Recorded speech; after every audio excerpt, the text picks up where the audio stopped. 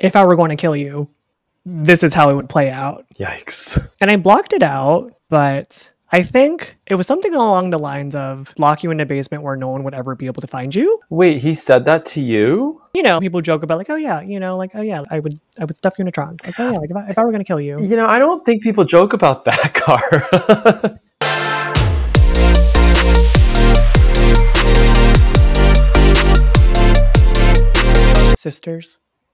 Sisters, and yes, you misters, welcome to another episode of Relation Sis, where we talk about not only relationships with others, but more importantly, relationships with ourselves. My name is Cara, and I am your Relation Sis. This episode is the one with the moderate, one of my infamous exes, because all my exes live from Texas, except no, they don't. This one was from Utah. Content warning, this episode does touch upon abuse and emotional abuse. So if that's something you're not comfortable listening to, that's totally okay. We'll catch you in the next episode. This episode is the one with the moderate.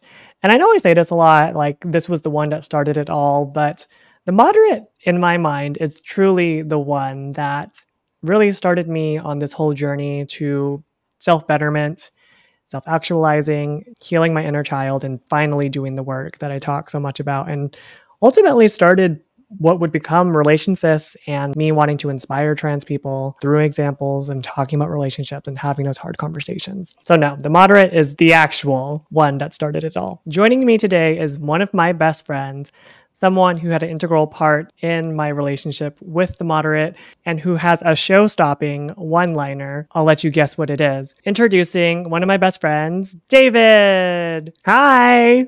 Hi, everyone. Thanks for having me on, Cara. I'm excited to talk about the infamous moderate. That's what I called him. You had other words for him, other nicknames, but we'll dive further into that.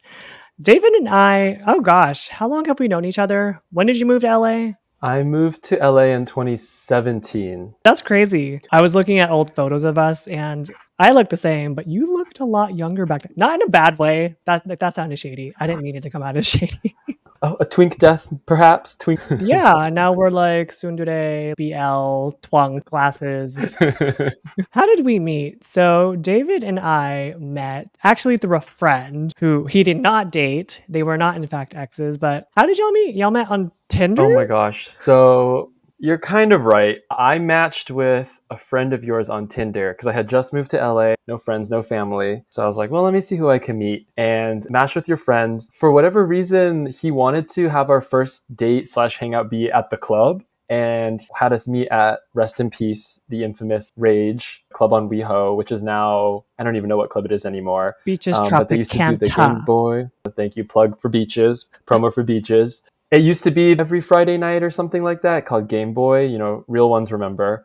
And he wanted to meet there for our first date. So I showed up on my own, stood in line, waited by myself, got in. And I only talked to him for like 2 seconds. It was weird. The vibes were a little bit off, but you were standing like right next to him. So I think I ended up spending the whole night just talking to you instead. And he was off running around. In the club, we all fam. I think for me, it was one of those core memories. And I've heard it said that people come into our lives for a reason. Sorry, I'm still in a wicked mood. But no, I think that was one of those kismet moments of this person came into my life for a reason. And thank God y'all didn't date in the end. I remember me asking David at the club, I was like, what are you doing here? And David was just like, he was spelling it out in his own mind of, how do I even begin to describe this? You were like, I am here through someone I met on Tinder, your friend, but we are here platonically. We are not romantically involved. And I was like, work. Okay. And then the rest is history. Exactly. I think I tried to super pursue you as a friend after that hangout too, almost like friend dating in a way, which I feel like is very LA. But, you know, I met you at the club and I was like, oh, like we're vibing. So I'm pretty sure I found you on Facebook or Instagram and was just harassing you. And I think it might have taken a number of messages. I think you added me on Facebook and I accepted your friend request. And then you followed me on Instagram, but I didn't follow you back. I'm a snob like that. That one hurt. And I think you had feelings about it. And I think that's what the initial conversation was about, was you calling me on it. Like, wow, no follow back. And I was like, I'm sorry. Who are you? Like, Daniel? Dana. Yeah, that was my first brush with a real LA influencer. You were my first ever Oh my God, shut the fuck up. encounter. Shut the And I fuck realized very quickly, like, Instagram followings work differently, you know? It's like an admission to an elite university. So, you know, I didn't make the cut the first time, but maybe I got waitlisted and then finally got in. Thank you very much. I appreciate it. Yeah, I was welcoming you into LA culture. It was definitely a shock. I'm used to it now, and, you know, I made the cut. So now I do it to other people. You taught me. Yeah, because now you're a twunk and people want to follow you. No. So David's helping me co-host this episode, the one with moderate. So let's get into our time machines. And David, let's take it off. Let's take a trip back to yesteryear and leave it in the past. When did you start talking to the moderate? Is that what we're going to call him for the rest of the episode? Yeah, I had a lot of nicknames for him back in the day, but I think that the moderate is the one that can least identify him. My other nicknames, if they knew who he was or they knew enough about him, they could probably surmise, gather. So we're going to keep that anonymous. The moderate and I met December 2019. I had just gotten back from my Tokyo trip. So I was fresh off of that. And we actually met on OkCupid, which I do swear by whenever I have dated someone of note, positive or negative. It always has been through OkCupid. I know that that's old news now. I mean, 2019 was 6 years ago now, and it's an app I hear now is more geared towards millennials. But I'm a millennial, so that tracks. But back then, it was a hopping place. So OkCupid, check it out. Definitely better than some of the other apps that I remember you using to meet people. OkCupid is very wholesome, and it was very meet cute story compared to ventures on Grindr around that time. Oh, not spilling the tea. You were very popular on Grindr, I'll say, but I think Very OkCupid, popular. but you know, different clientele on Grindr if you want. Oh, Just to give a clearer timeline, didn't you start your medical transition around this time? yeah. So I started medically transitioning in October 2019. At the time, my doctor had just prescribed me estrogen alone because I didn't want to take testosterone blockers. So the doctor said that in theory, if I started estrogen, that my body might just naturally lower its testosterone levels.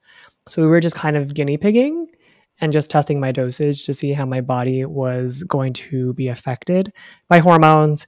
As it turned out, that turned out to be a horrible mistake, as we later learned.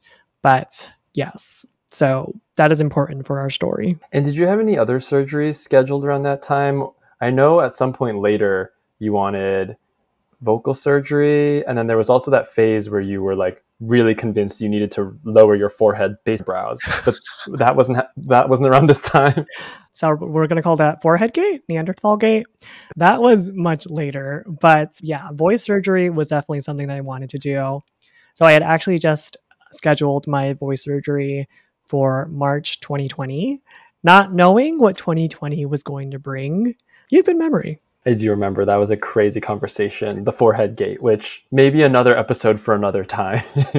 Yeah. So at this point, Cara, had you ever been in a relationship before? No. So at the time, I was 25. I had dated a lot, kissed a lot of frogs, but I'd never been in a relationship. And I don't know if you remember back then, but my dating history was very much like a who's who of human crap, just very intense flings, situationships that were just kind of back to back. So I'd never been in a relationship. And so back then, before I had done all the work, I was really desperate for love and looking for love in all the wrong places. So I had no real perception of what it meant to be in a relationship, what it took to be in a relationship, or just even what normal dating looked like. And I was very much like, if I like you and you like me, let's be boyfriend and girlfriend. I was in love with the thought of being in love. And I just so desperately wanted a boyfriend. No way, no how. Like, let's be exclusive right out the gate. I don't know if you remember what I was like back then, but does that track? You definitely were a romantic for sure. But unfortunately, at that time, I feel like, yeah, you just didn't have the experience to understand what was in the movies and what was in real life and how the two play out in different arenas. And especially, I remember when you were using apps like Grindr or those other dating apps that are really not romantic apps, it felt like sometimes you were still trying to force a square into a circle peg. No innuendo intended with the romance on those apps. And yeah, it just didn't always work out, and it was tough to see. But yeah, you've grown since then. Horizontally, vertically, what are we talking? Maybe I should have used a different idiom, but yeah, you definitely were going through a lot at the time with the different guys. So what initially attracted you to the moderate? I remember you talking to me about him at the very beginning, and you were really, really into him. But you were a little reserved about it, so I didn't get a good idea of what exactly was attracting you at first. What initially attracted me to him, honestly, he was tall. He was like 6'2". Well, you're like 6'2". So, what's it like up there in your pie in the sky? Yeah, but for an Asian dude, 6'2", that's really impressive. But I think upon further reflection, I realized that when I was falling for him, I wasn't necessarily falling for the man that he was, but I was falling for the inner wounded child that he had within him. Like, what do you mean by his inner child? He was a child of divorce. His parents divorced when he was young, so he lived with his dad, who, from what I gathered, was abusive, and he grew up poor. He told me a story about how him and his dad went to McDonald's and they were splitting a 10-piece chicken nugget meal, and his dad let him have the last chicken nugget. And then later he could see that the dad looked into the bag to see if he had eaten all the chicken nuggets. So stories like that. And then he didn't get to live with his mom until he was grown up. And so he had just recently moved to LA and was now living under the wing of his mom. So hearing that kind of story that tugs at your heartstrings, I fell for the inner child in him. And I think in a lot of ways that kind of led me to excuse a lot of his behavior. Which we'll talk about later. There was a lot of behavior that you ended up excusing. A lot that you might have never heard up until today because of my own self-preservation. Not my place to judge. Did you think of him at all as a rescue project? Maybe that's not the right word, but there's a lot of times women want to fix a guy or feel like they need to fix him. Was that part of the dynamic here? I definitely had a savior complex. I was definitely a Captain Save the Ho.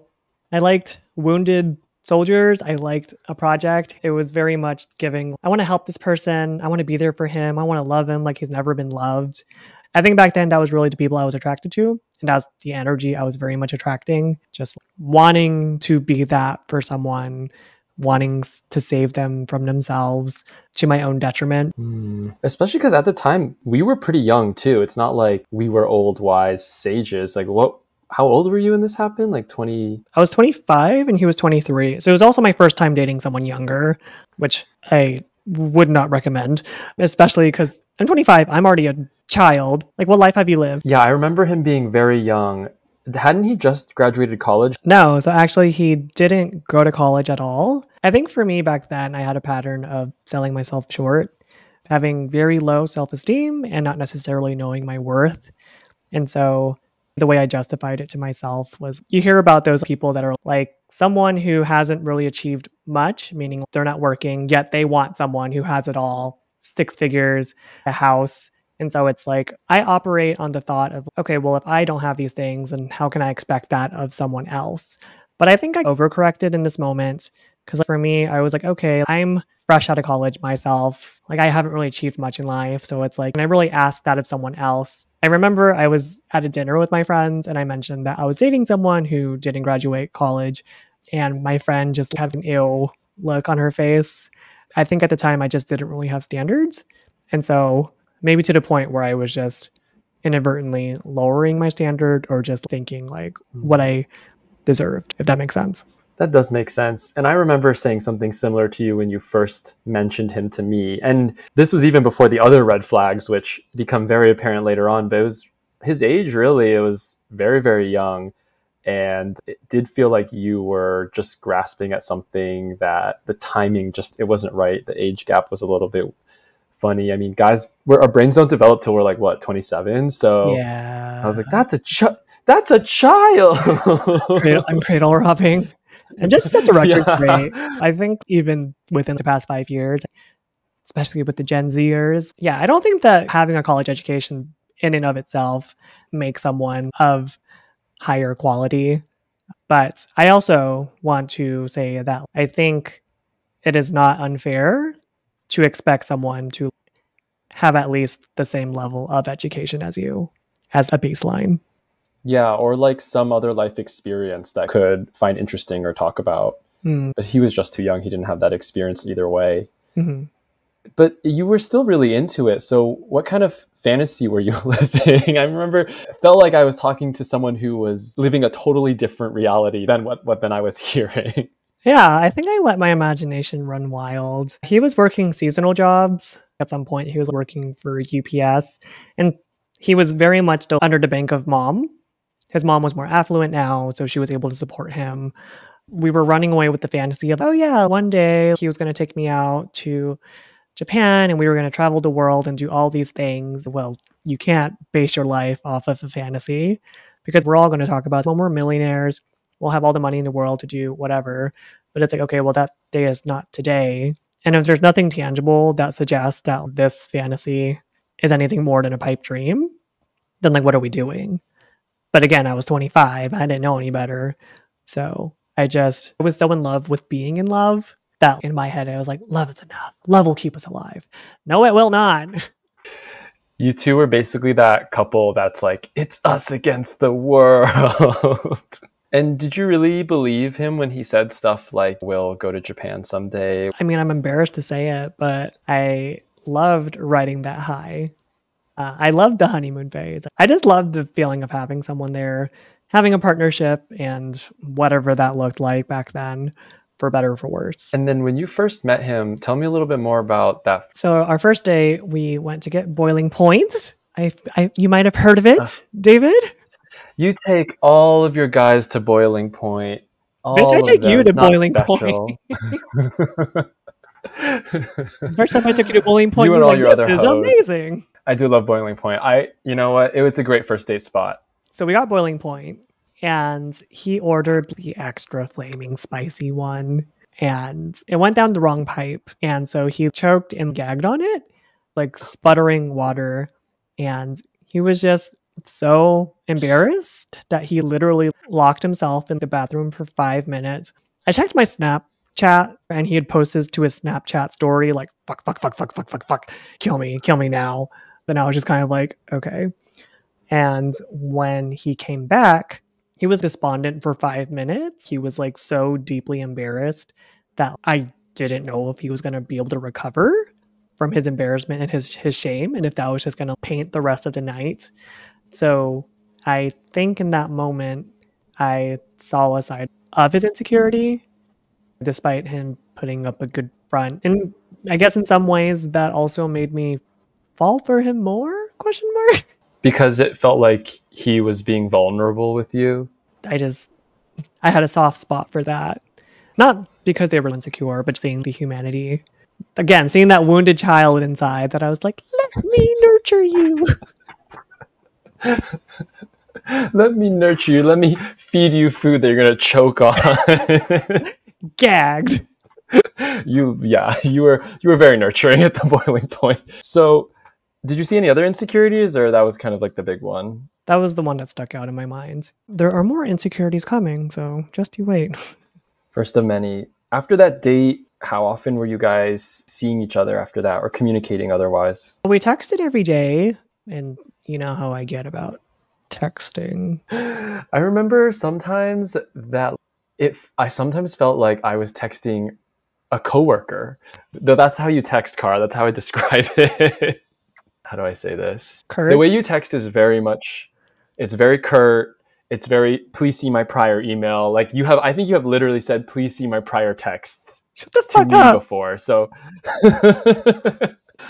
I feel like if you're texting someone every day, it means like you expect them to also be texting you back every day. Like it's very important for you. I think my relationship with texting has definitely changed.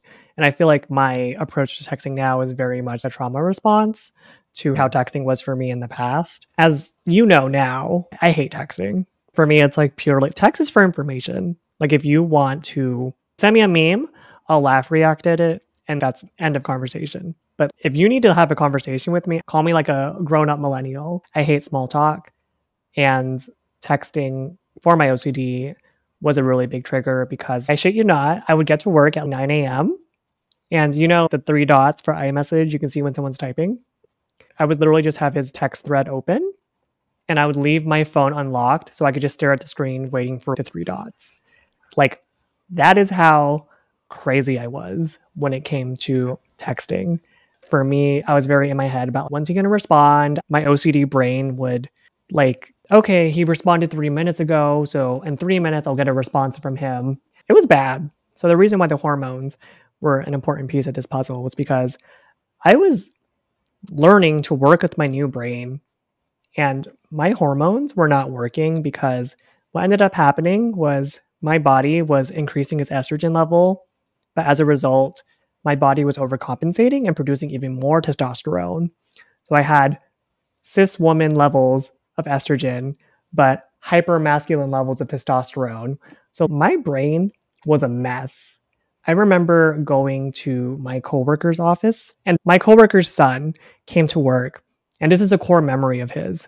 Like whenever he hears about Kara now, he always goes, "Oh, is it the Kara that went into your office, shut the door behind her, and hyperventilated in a corner, despondent for a half hour?" Yeah, that Kara. So I was not well at the time. And him being the trigger exacerbated that, which we'll talk more about. That is why I'm very much not a texter now. Outside of the text, then, how often were you seeing him in person then? I think in person, I only saw him a total of 6 times. So I was seeing him maybe once a week, which, again, back then I had no perception of what a relationship timeline was like. In my mind, it was like boy likes girl, girl likes boy. We're boyfriend, girlfriend. Like, hey, I like you, you like me, we met on the app. Let's be exclusive. Let's get off the app. And so it was like, hey, we're not texting right now, but I see your green dot on OkCupid. I see you're online. Why won't you love me? Why won't you just say that this is it? That we're a match made in heaven? I had no perception of what healthy dating looked like. In my head, I was like, yeah, I see this guy once a week.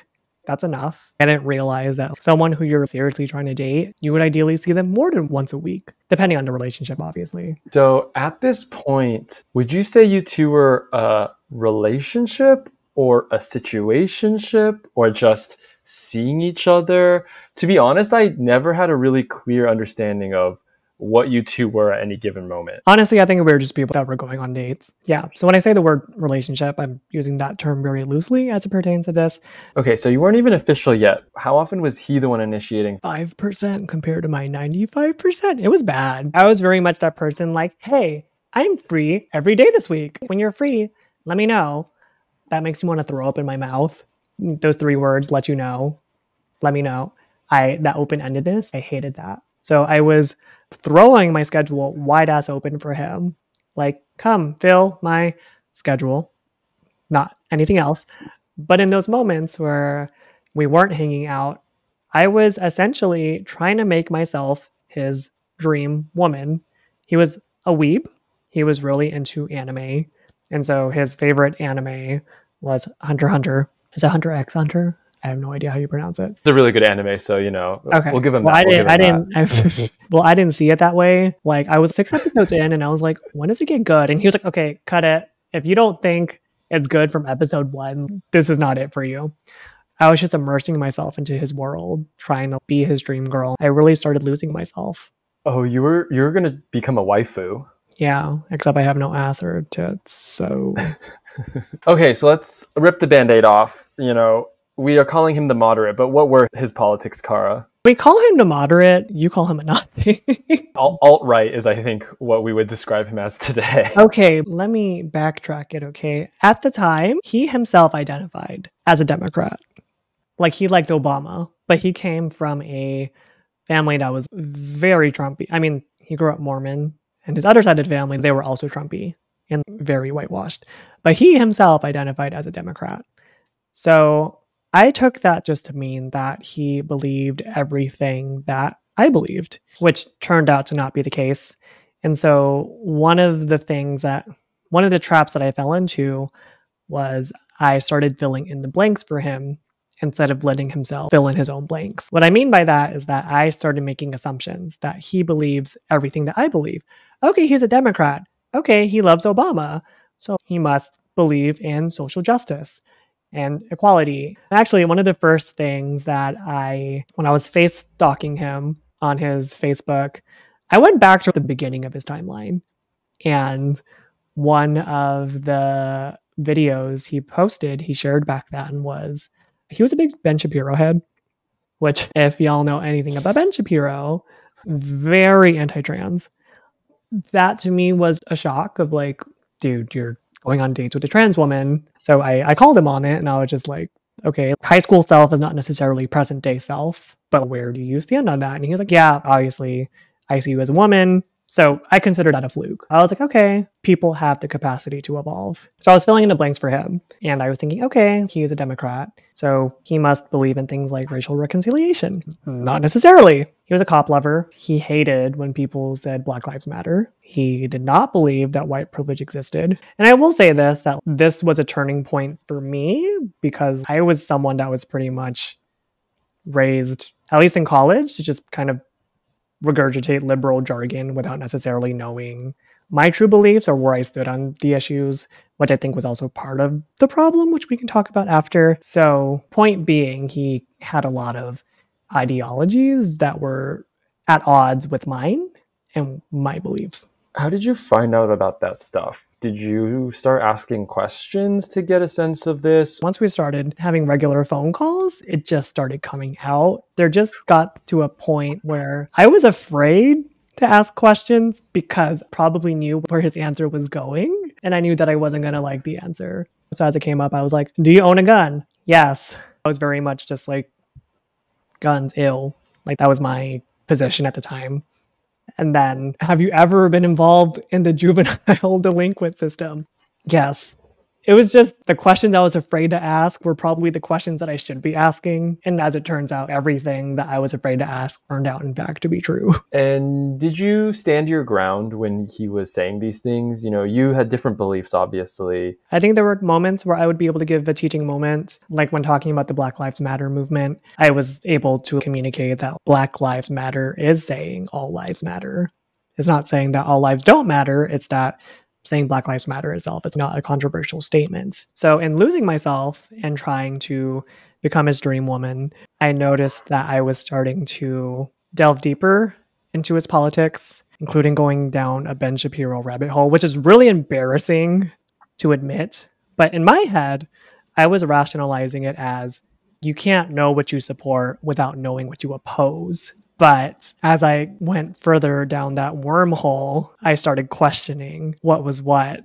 So, David, do you remember the infamous question? Okay, I remember we were driving to Boiling Point and you just turned to me and asked, David, is racism bad? And what was your response? And I said, yes, Kara, racism is objectively bad. Period. Just really nothing else left to say. So what alarm bells were like ringing off in your mind when I asked that question? Every single alarm bell humanly possible, because this was just not something you ever would have asked me when we first became friends, when we were really good friends. And I knew that it was because of this guy, that he was like infiltrating your mind, that you were well on your way to what we now understand to be the alt-right pipeline. And I knew that we had to wrap this up. I knew that this had to end. We needed to snip, cut this man out of your life, because this was just so unlike you. My mind was just a mess, and I was just really starting to question like what is truth, what is fake news. Yeah, I think a telltale sign for when you are doing things that you know you shouldn't be doing is when you start withholding information from your friends. Yeah, because you had never mentioned previously to me that you felt like you were questioning your reality or your belief system.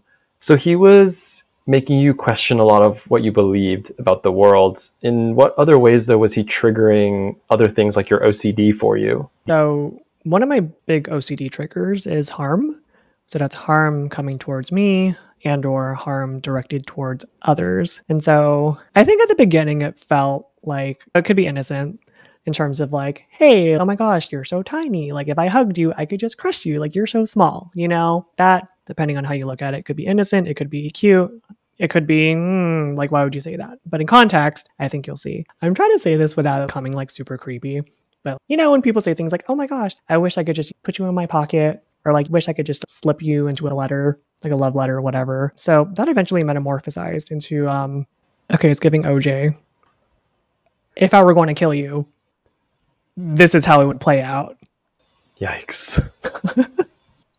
And I blocked it out, but I think it was something along the lines of, like, I would lock you in a basement where no one would ever be able to find you. I think.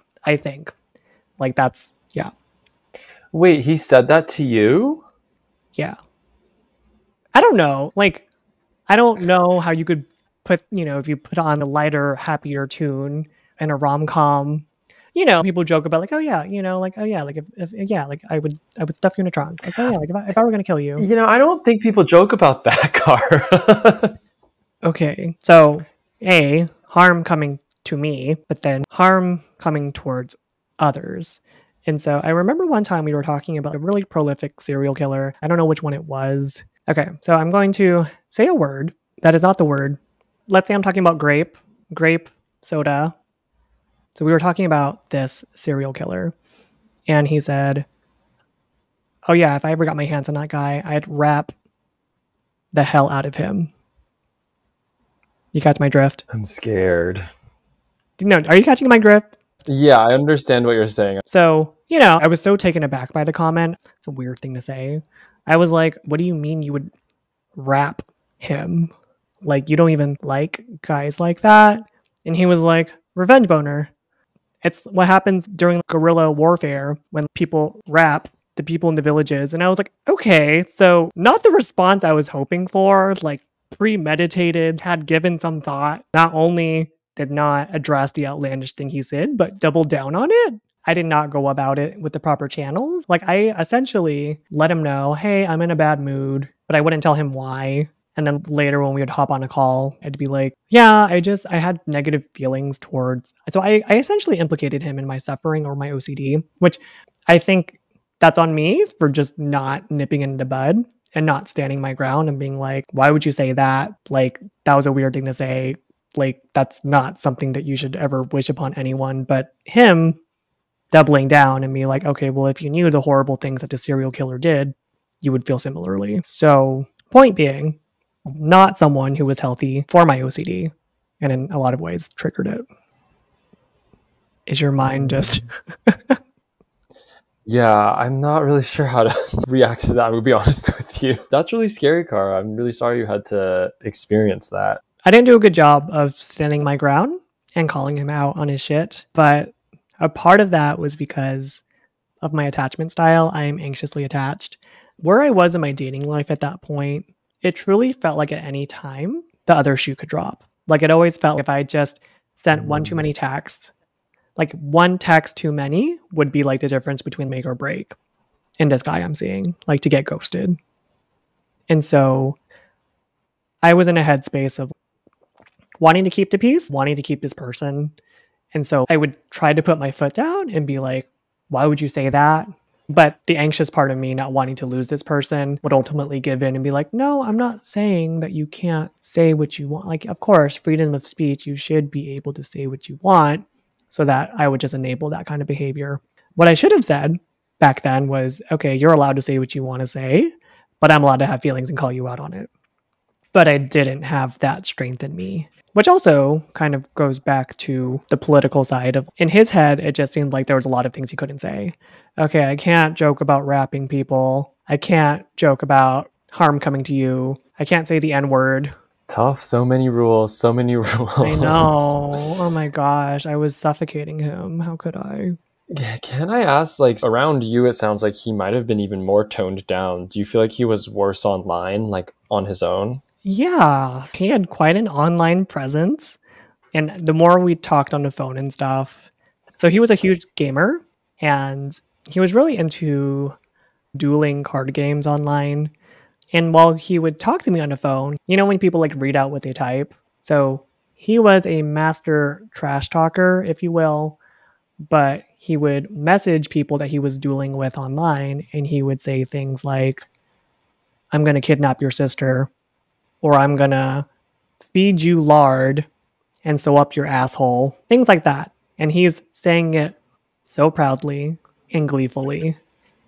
And I would just sit there, just having to listen to it. Was not one to shy away online. If anything, he felt more emboldened. And he was really proud of the fact that he would start wars online.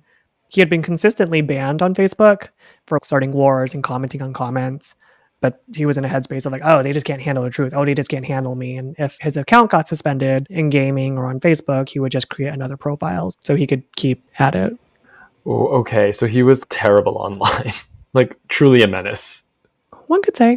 So, with all these red flags, of which now we've identified, like, I don't even know if they're red flags, like red beacons, red pillars, I don't know what to call them. What kept you around?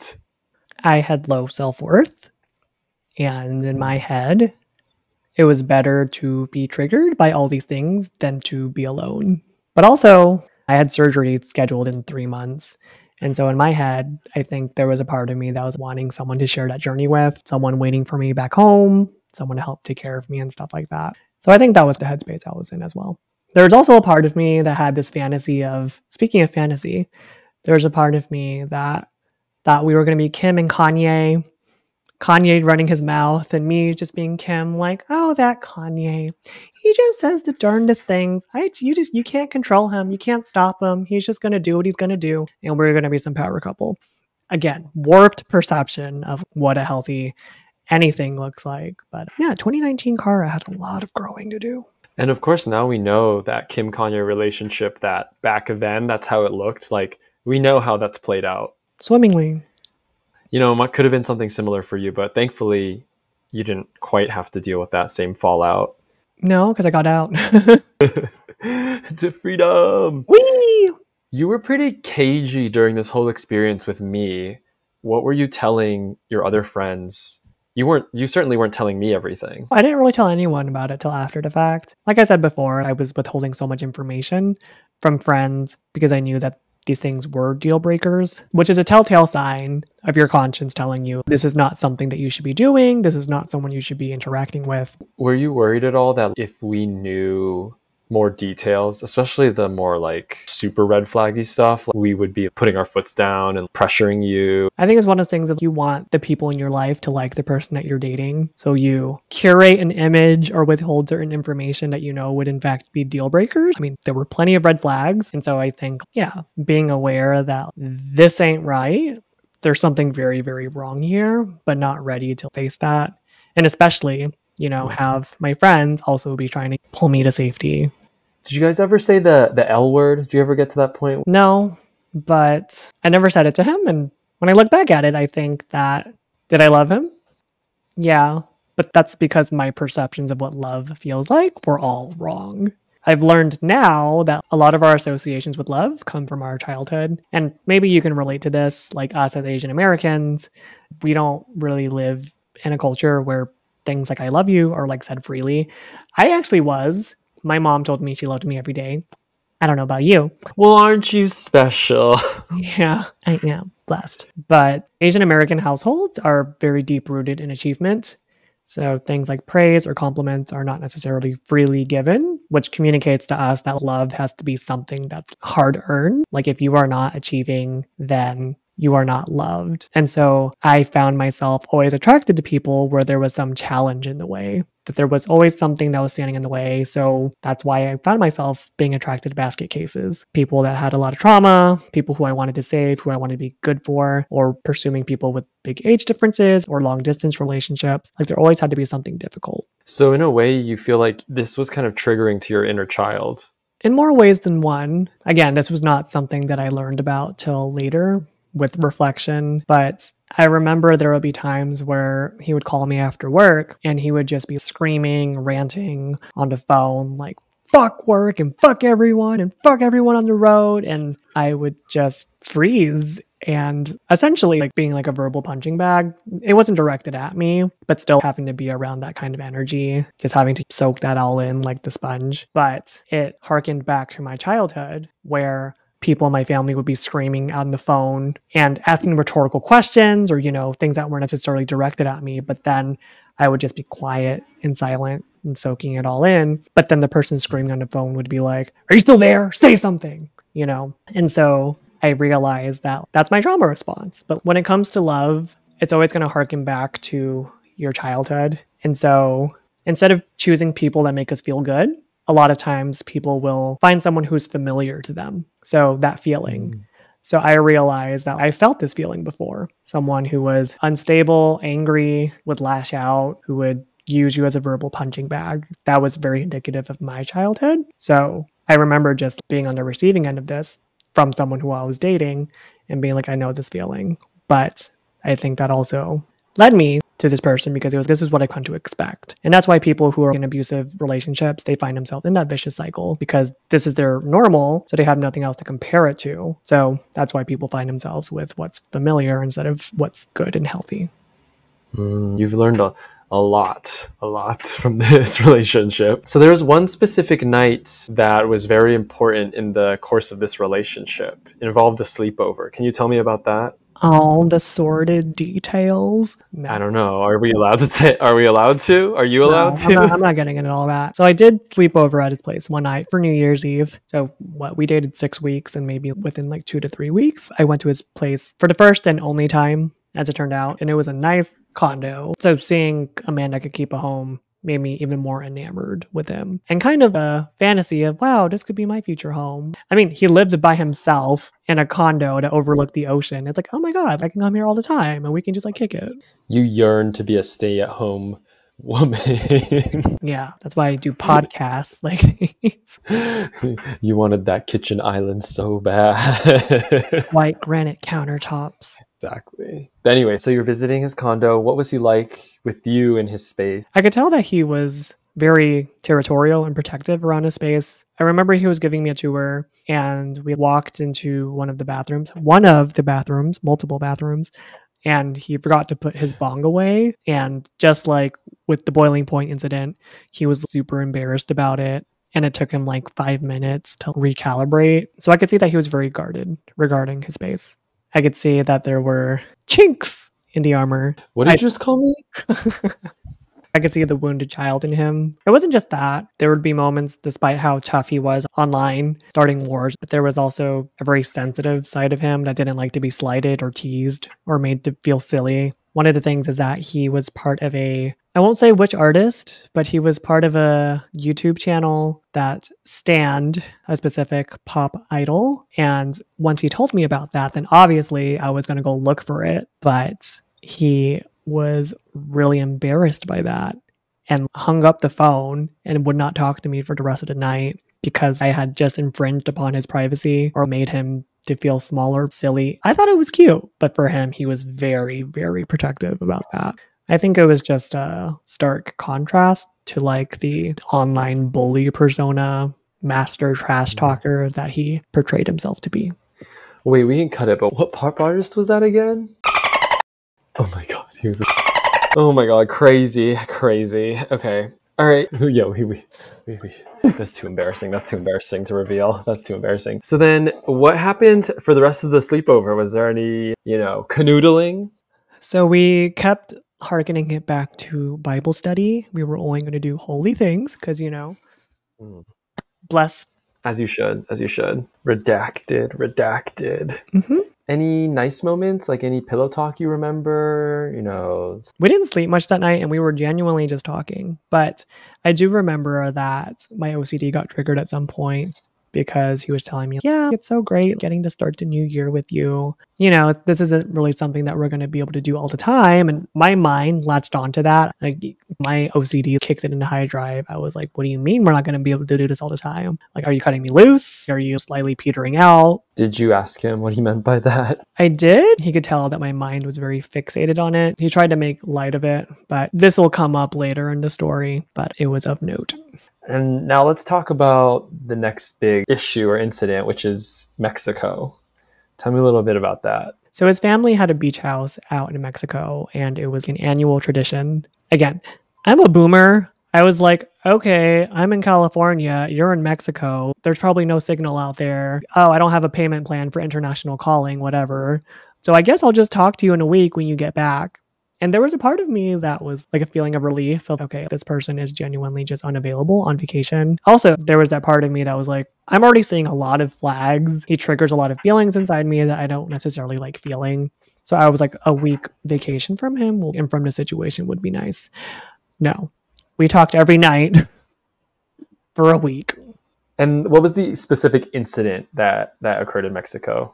So he calls me at night and he's dejected and in a very foul mood. And he shares that him and his sibling had a squabble. So him and his sibling were arguing and something in him just snapped.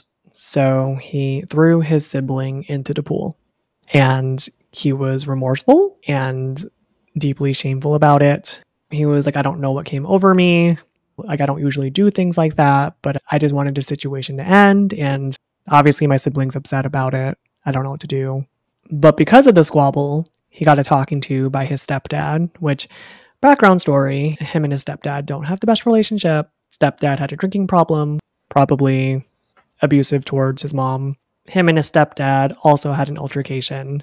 So he was also having thoughts regarding his stepdad and what he might want to do to him. So you saw a pretty dark side to him.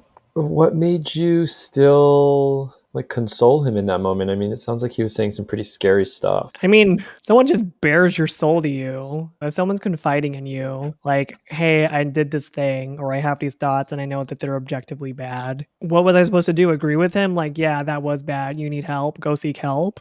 As opposed to like, no, I know you didn't mean it. No, it's understandable. Or yeah, like that just means that you're very protective towards your mom. You just had a gut reaction instinct. I guess in my head, it was the loving thing to do. I wanted to nurture that wounded bird. Had he ever told you about his family situation before this? Like his stuff with his stepdad and all of that? Yeah, it did come up. He had to cancel one of our dates one time because his mom didn't want to be home alone with him for one night, so he had to sleep over there. Okay. So after the Mexico incident, what was it like hanging out with him? Was it tough to get on his calendar? Well, my calendar was wide ass open. Scheduling with him was like pulling teeth, and it was the beginning of the end. Yeah, on my end, I was like doing everything to make myself readily available. So his seasonal job at UPS ended, so he was sending his resume around for other hourly jobs. And I wanted to cheer him up.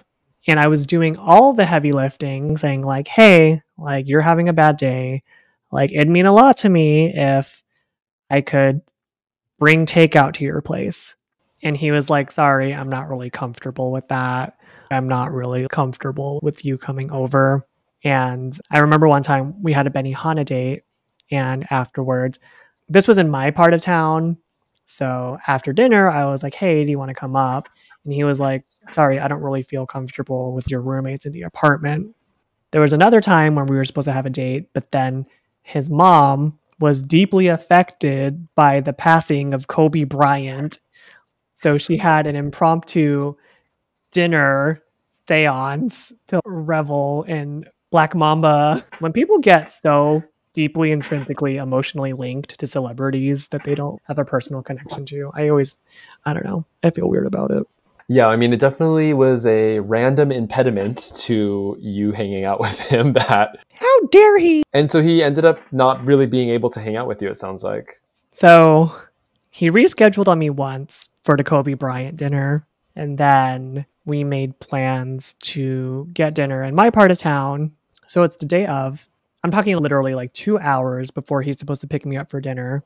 And I've already made all the arrangements, told my roommates, I need the apartment cleared out. No one can be home. I'm going to be home after dinner at this time. This whole place needs to be clear. So he texts me like an hour before he's supposed to come pick me up. And he goes, can we do this another day?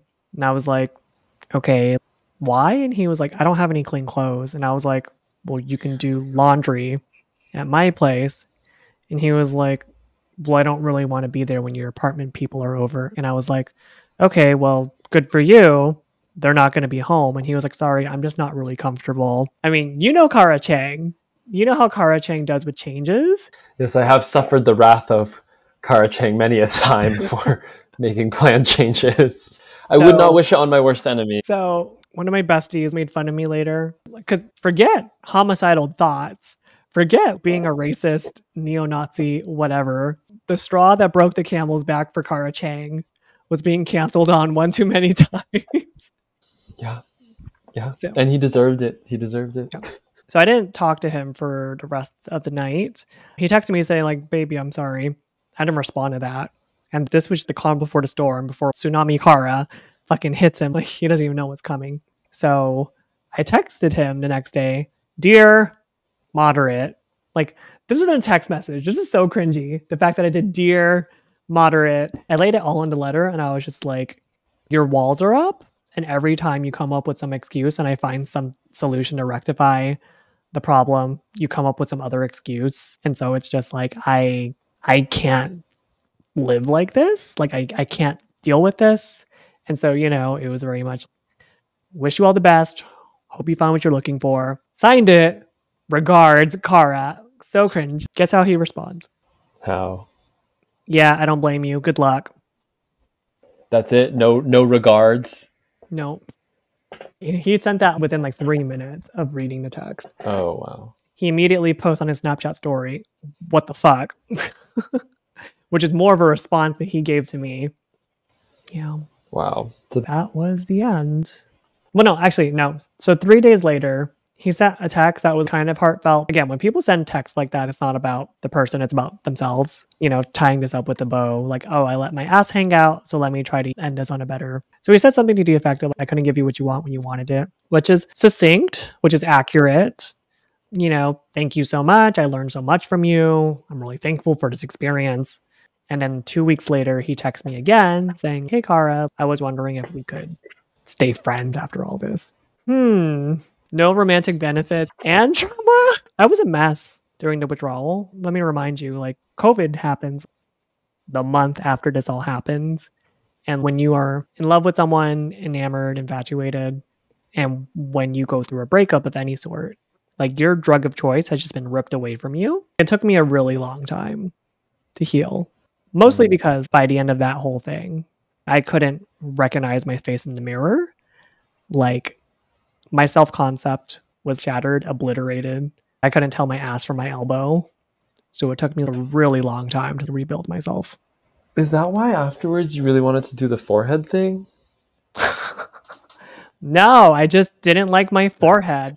And by the way, it might still happen. I'm Oh my gosh. Okay, not the forehead lowering, but the forehead brow shaving. It might still happen. So on a more serious note then, if, you know, doing a post-mortem, what do you think were like 3 signs during that relationship that pointed to abuse or potential abuse? Not necessarily physical, but even just emotional. Good question. I think sign number 1 is they joke about harming you. And like I said before, the line between innocent can quickly become insidious depending on the context. 2, they talk about causing harm to others. That doesn't have to be as intense as, you know, having premeditated homicidal thoughts towards their parent. But do they talk about the ways that they've inconvenienced someone with pride or with glee? If they recount a story to you about, oh yeah, I cut someone off in traffic today and I said, ha ha ha, and stuck my middle finger up and drove off into the sunset. Watch out for things like that. Because if that's how they treat others, that might be indicative of how they might treat you. And sign number 3, they actually cause harm to others. I remember when I was in the thick of it, still very much having my drug of choice ripped away from me. And I was like, was this the person for me? Should I be reaching out during the pandemic and stuff? And my bestie, she leveled with me and was like, okay, Kara, if he has the capacity to snap and throw someone into the pool, who's to say that he doesn't have the capacity to cause harm to others? No, I think looking back, all three signs were present. I mean, even the way that he would talk to people he didn't know online and say stuff that was like really threatening. Yeah, you could play it. I mean, you could read that as like being just online behavior, but I think coupled with the other stuff that you saw, it was a real pattern of capacity to at least snap someday at you. And you didn't want to be there for that, obviously. Because I'm too pretty. I still need my forehead lowered. I know. What would have happened? Oh, I'm so glad that you're not in that situation anymore. How long do you think before you were able to step back and realize that that was happening? Like, how long has it taken you to really look at this objectively? I was just telling someone the other day, like, I think it's really cliche to say, but it is so true that time is a natural healer. But I think it took me at least a good year to just kind of refine myself because, again, my self-concept was so fragile and fractured and weak. I didn't know who I was. I didn't know what I believed. I didn't know what I stood for. And that's why I think it's so important to do the deep work, to know who you are, to build that relationship with yourself, become solid in who you are, and become unshakable in that before you introduce someone else into the mix. Because if you don't, you might morph into what someone else wants you to be. So obviously now we know what was going on, but at the time you excused a lot of what was happening. You knew it was wrong, I feel like, because you would sometimes mention things to me as if you wanted me to check you. But what was going on that was kind of preventing you, I feel like, from really grasping everything all together? I think the theme of this episode is cognitive dissonance. So what is cognitive dissonance? Cognitive dissonance is when you have two conflicting, opposing beliefs and the process by which you try to make sense of it. Let's say your self-concept is, I'm a good person. And so when you fall in love with someone, your judgment side of your brain literally shuts down.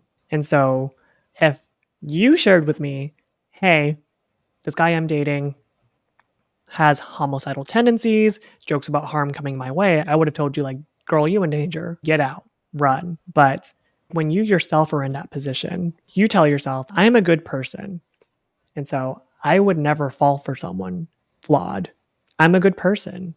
I'm a good judge of character. And because you have two conflicting beliefs, one is I'm a good person, and over here you have this person that is flawed. You manage to convince yourself, like, okay, there's no way I would ever fall for someone flawed. Or I'm a good person, I'm a good judge of character. And this person is saying things that are contrary to my beliefs. Cognitive dissonance is the process of you making sense of it. Okay, well then maybe the things that he's saying aren't all that bad. Which is why I got to that point where I was questioning, is racism bad? Yeah, that makes a lot of sense. And I think that's a really good read of what happened. Yeah. And, you know, what's scary, what's terrifying is the fact that I was trying to become this person's dream woman, that I was absorbing his beliefs and adopting his hobbies and interests. And I think ultimately what happened was you teach people how to treat you every day. And so when you are communicating to this person, no matter what you do or say, I will follow you until the ends of the earth. That person's going to lose attraction for you because you're not standing your ground, because you're letting someone walk all over you. That no matter how poorly they treat you, at the end of the day, they know that you're still going to be there for them. And so they'll test you. And that's why I think it's so important for people to become so grounded in who they are, becoming so unshakable in their foundation of who they are, so that when things come in opposition, they can't touch you. So that's why, sisters, it's so important to have standards. We've all been there. Those moments where hindsight is 2020. We've all been in that situation where it's like, why did I let myself get so wrapped up in that situation? Why did I let that person have the key to my emotions, the key to my time? Why did I give that person so much power in my life? That person who was giving me crumbs instead of giving me the whole damn cake. Why was I accepting those crumbs? Why is it that the more someone pulls away, the more I gave to them? The more that they pulled away, the more I tried to push. When they gave me even less, I would try to give even more. If they were like, I don't want to hang out, okay, well, I'll bring myself right to you. No, we need to level up. Yes, 2025, we're leveling up. Yes, manifesting. Did you ever find out the actual reason that he was so guarded and so weird? No, I didn't care to. I think the key phrase here is they have their reasons and you have your reality. And this happens a lot where there's some reason that y'all can't be together. And that person can have the most legitimate reasons in the world. They're going through a bad time, they're depressed, they just lost someone in their life. It's not a good time for them. Okay, that's a perfectly valid reason. I have my reality. My reality is that I can't live my life waiting around for someone who may never come around. I need to go find someone who's ready. I need to go find a situation that serves me. I need to go find a person who's able to give themselves to me because I'm willing to give myself to them. Period. So at the end of it all, how did you process what's happened? And do you feel believed when you tell this story? To me or to other folks? Even when I was preparing for this episode, I realized, oh my gosh, there is still that gut response of trauma triggered. But I think that time was a natural healer. Do I feel believed? I was watching this TikTok the other day, and it was like, do you ever wonder if the people who have affected you, if they watch other self-help TikToks where they believe themselves to be the victim, they might be watching the same TikTok of, that person was out of line, that person wasn't ready for you and whatever. And they're like, yeah, that person wasn't ready for me, or that person was fragile, that person was weak. As opposed to no, you're not in the moral right. I'm in the moral right, So I think for me, there's a part of me that wonders, maybe from his perspective, he might think he did nothing wrong, that he was never verbally abusive, that everything he did was within the realm of normal. I think for me, it's there is a part of me that wrestles with this idea of, well, if that person doesn't acknowledge it, then did it happen? Am I crazy? I also recognize I can't live my life wondering these things happened and that is my truth.